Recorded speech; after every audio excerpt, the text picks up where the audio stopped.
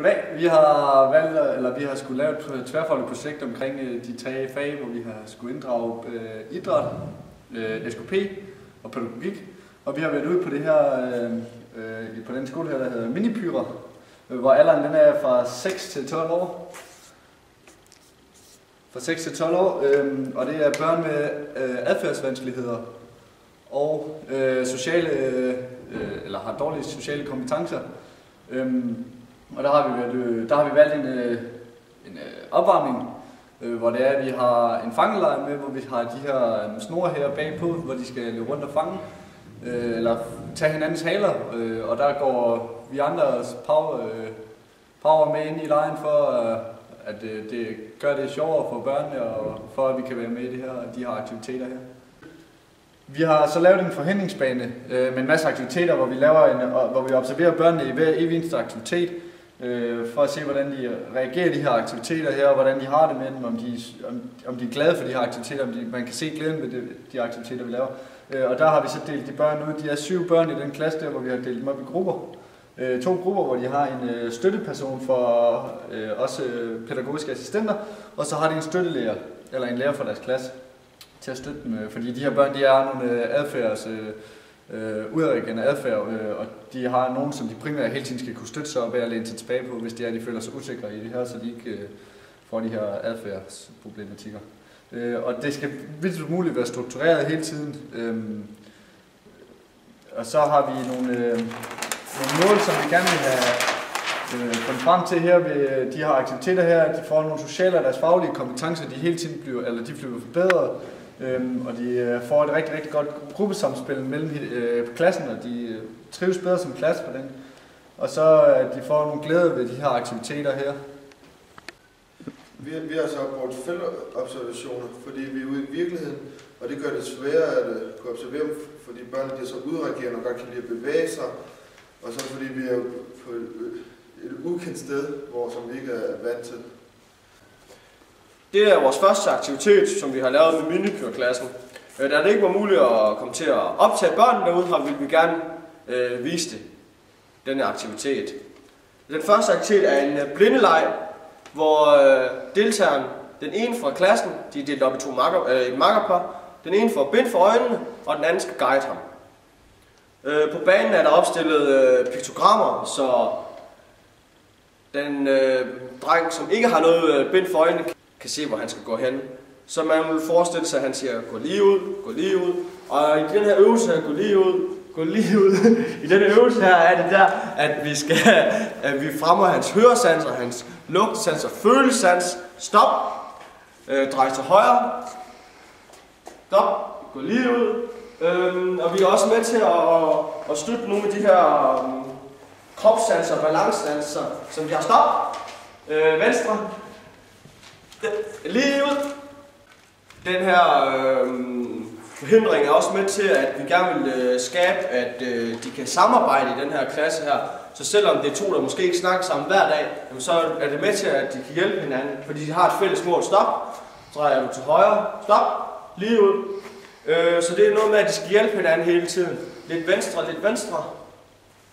Lidt venstre, lige ud. Og du drejer til højre. Og stop. Og så går du bare lige ud. Så går du direkte i mål. Og da vi var derude og optage, eller da vi var derude og vise det, så det vi observerer med de her børn her, det er, at de er rigtig, rigtig gode til at hjælpe hinanden. Lidt venstre, lige ud. At de er gode til at hjælpe hinanden og guide hinanden, fordi de er så opsat på at komme i mål. Stop, du er i mål. Fordi de er så opsat på at komme i mål. Så de her børn her, de bliver helt elektriske, når vi ser dem løbe rundt derude. Det er ham, som skal guide den anden, som har bind for øjnene. Han står jo helt triver og næsten vil løbe den her forhindringsbane igennem. Og ham, der har bind for øjnene, han er svært ved at gå stille, så vi ser, at de løber rigtig, rigtig hurtigt, men de har virkelig et godt samarbejde i den her forhindring. Aktiviteten er også en rigtig god oplevelse for de her makkerpar, at man prøver at miste synet for de her, mens man går igennem forhindringsbanen, og det er jo altid sjovt at prøve det. Og så med den her aktivitet, der har vi valgt at lave et stafetløb, hvor vi har sat nogle kejler op på hvor Simon har demonstreret, hvor man skal. Først så barn, han løber ud til den første kejl, så løber han tilbage igen med den, hvor han så skynder sig videre ud til den tredje kejl, anden og to kejl, ned afleverer, så løber han ud til den sidste kejl, og så løber han hele vejen tilbage igen. Og formålet med denne her øvelse, det er, at de får et samspil mellem led og muskler, at de får koordineret at de får koordineret, hvor enten de skal løbe hen til kejlen, og skal ned og samle op.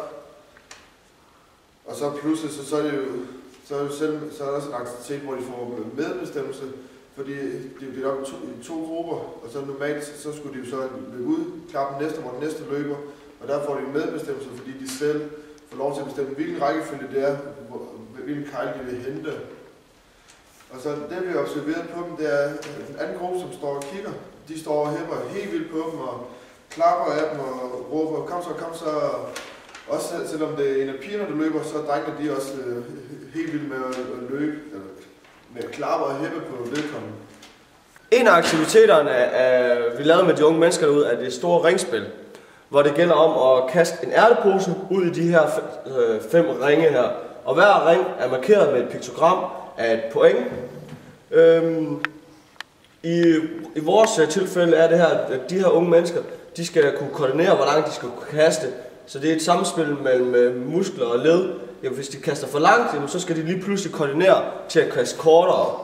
Og her gælder det jo selvfølgelig om at få så mange point. Og vi havde lavet et lille observationsskema ud fra det, fordi vi vidste, der var en pige derude, og vi var lidt i tvivl om, hun kunne kaste lige så langt som drengene, og så derfor var vi bange for, at hun blev ekskluderet fra drengene. Men da vi kom derud, og vi afprøvede spillet med den her gruppe her, så var det faktisk ikke noget problem, og hun kunne faktisk kaste længere end nogle af drengene i den her klasse her. Og hun havde det rigtig, rigtig sjovt med den, selvom det var en, hvor man skulle bruge sine muskler. Materialerne, man bruger i det her spil her, er de her 5 ringe her. Ting, du skal kaste ud i de her ringe her, det er en ærtepose, så børnene de får følelsen af et eller andet, de har i hænderne. Det er ikke bare en tennisbold eller en fodbold, de skal kaste, men at når den her ærtepose den rammer jorden, så bliver den bare liggende med det samme. Så der skal de jo koordinere rigtig, rigtig meget. Denne aktivitet har vi kaldt løb mellem kejler. Vi har til at starte med observeret, at alle børnene de var helt ivrige efter, hvad den første skulle løbe, og vi vise, at de var den hurtigste. Fordi vi observerede det, der valgte vi at gå ind og så bruge spilhjul til at gå ind og sige, at det er den yngste, som starter, og så er det så den anden yngste, tredje og så videre, og så den ældste til sidst. Og vi observerede så, at det indfaldt de hurtigt, og det accepterede de. Men den første aktivitet, som der er ved den her, det er, at børnene skal løbe slalom mellem kejlerne, og så tilbage, og så klappe den anden yngste, den næste i hånden, hvor vedkommende så skal hoppe over kejlerne. Og han bare løbe tilbage, klapper så den næste i hånden, og så den næste skal så løbe baglæns mellem kejlerne.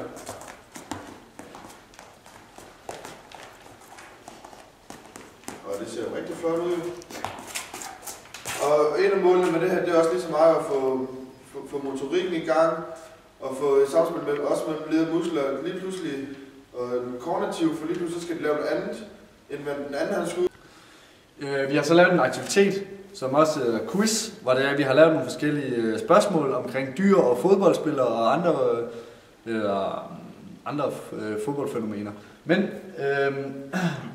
på de her små kort her, vi har lavet, som der var lamineret, havde vi skrevet en lille tekst på bagved, hvor det var, der stod om, hvem der havde den største sko. Det var ham, der skulle svare. Hvem der var den laveste, skulle svare.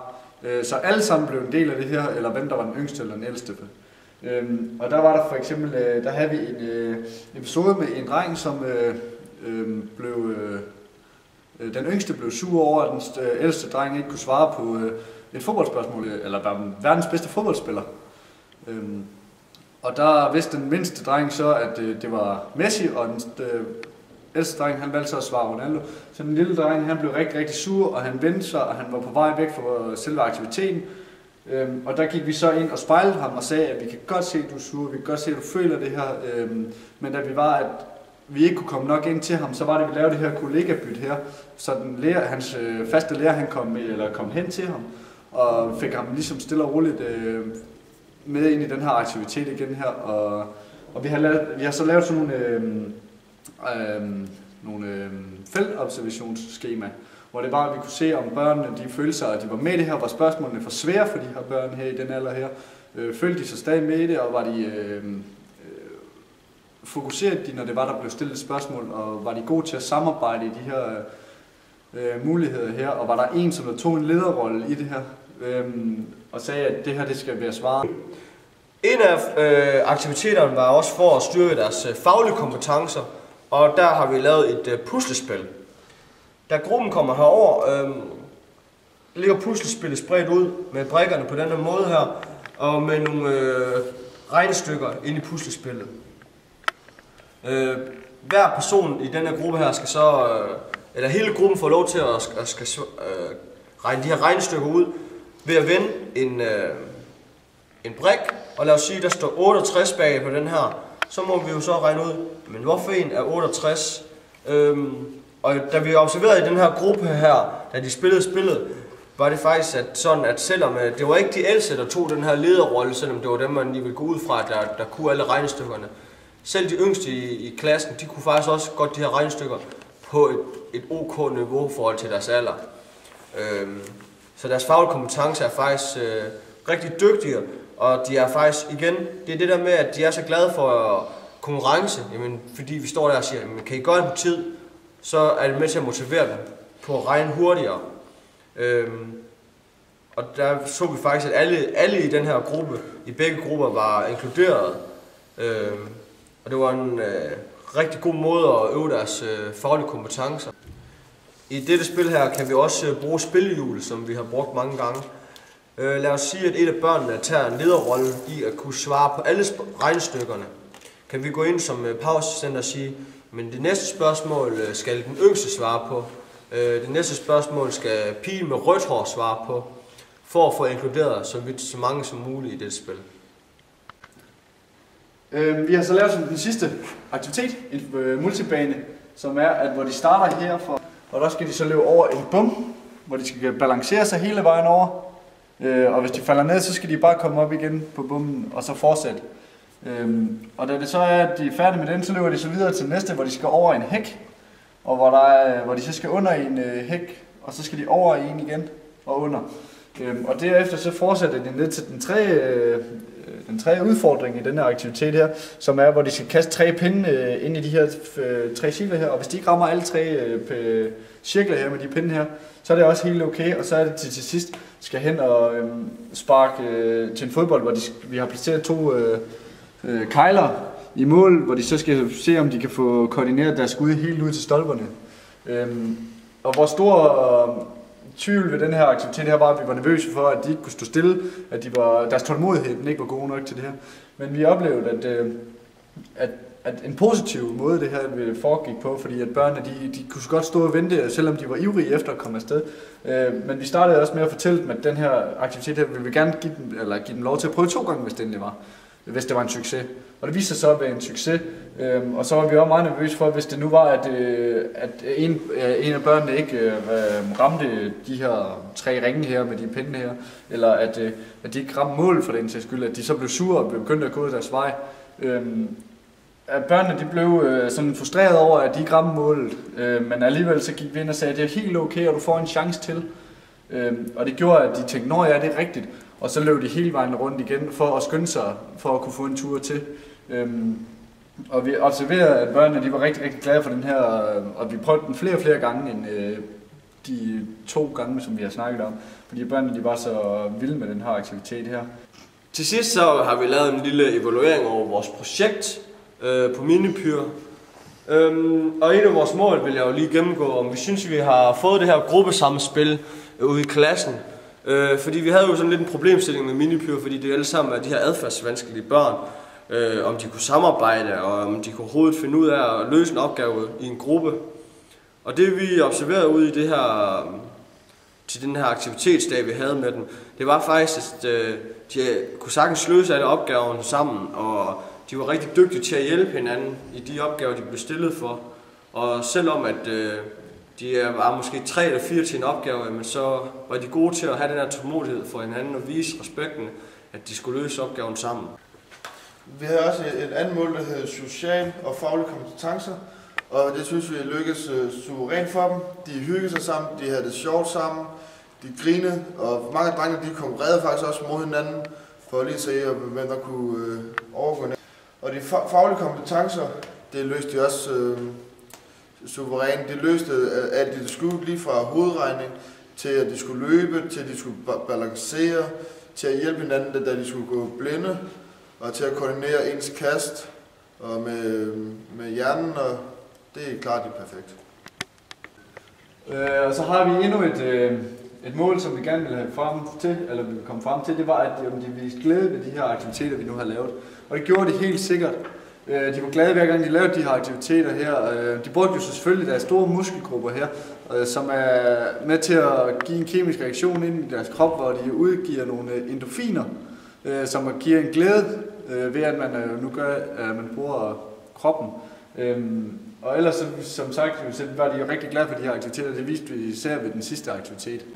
En af målene det var også, at vi kunne have det her inklusions med ude i den her klasse her, og sørge for, at alle sammen kunne være med i de her opgaver her. Og der var en af vores problemstillinger, det var faktisk, at der kun var én pige i den her klasse her, ud af de her 7.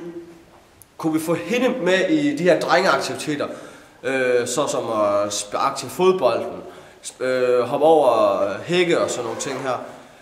Men det var faktisk ikke rigtig noget problem. Hun var allerede en del af alle aktiviteterne, og hun var faktisk rigtig meget fremme i skoene ved mange af de her aktiviteter, hvor man skulle regne, og hvor man skulle bruge hjernen, og hvor man skulle bruge smidigheden i kroppen, balance og sådan noget der. Hun var en del af klassen og var rigtig godt inkluderet i den her klasse her. Vi har så lavet det her diplom her til de unge børn, der var med i de her aktiviteter her, for at vise dem, at de har gennemført det, og de har været en del af det her, og sådan de kan huske tilbage på, når de ser det. Og så har vi givet dem alle sammen en fin guldmedalje, derfor at ingen af dem skulle føle, at de var bedre end hinanden, at de kan give hinanden, at de får en hunderet. Så alle sammen de simpelthen er nummer 1, og det giver dem noget godt selvtillid og et godt selvværd ved, at de nu har gennemført det her, og de alle sammen er nummer 1.